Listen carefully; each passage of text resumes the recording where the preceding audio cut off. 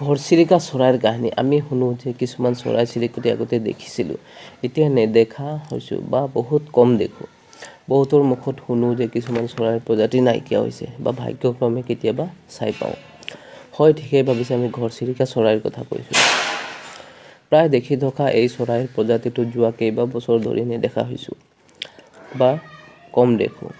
Bombay natural ছ'চাইটিৰ মতে এই চৰাইবিধ 80% বিলুপ্ত হ'ল।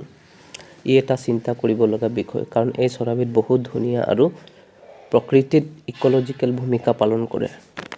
ঘৰচিৰিকাৰ আটাইতকৈ ডাঙৰ প্ৰজাতিটোৰ নাম হৈছে হেৰিছ স্পেৰো, যাৰ দীঘল 19 চেণ্টিমিটাৰলৈকে আৰু 33 গ্ৰাম ওজন।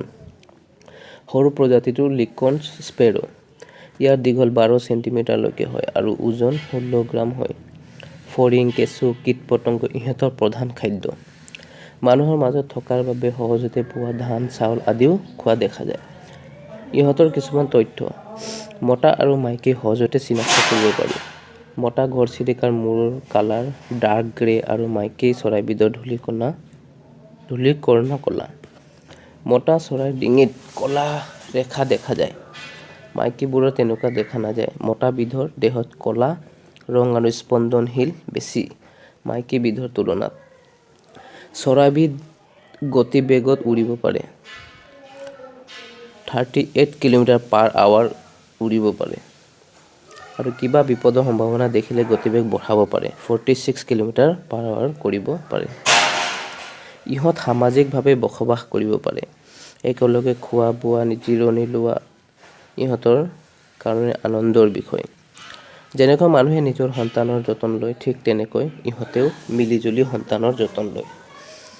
কিছুমান পৰ্যবেক্ষণ কৰি গম পোৱা গ'ল যে নিজৰ বন্ধুক ইহঁতে ঠগে আৰু ইহঁতে চিকাৰ কৰে আৰু মতাবোৰ যদি গম পায় পোৱালি ইহঁতৰ নহয়, তেতিয়া মতা চৰাইবিধে ইহঁতৰ যতন ভালকৈ নলয়। ইহঁতৰ জিভাত অতিকৈ ক্ষুদ্ৰ হাড় থাকে, যাৰ কাৰণে খাদ্যবোৰ মুখত লোৱা আৰু প্ৰবন্ধ কৰা সহজ হৈ পৰে।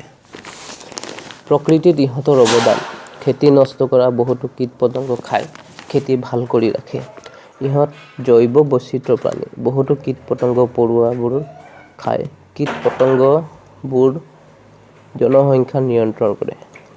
ইহঁতৰ বিলুপ্ত হোৱাৰ কাৰণ বহুত আছে, তাৰে দুটা প্ৰধান। আমি যধে-মধে গছ-গছনি কাটিছো আৰু মানুহে ইহঁতৰ উপকাৰিতাৰ বিষয়ে আলোচনা কৰিব এৰি দিছে।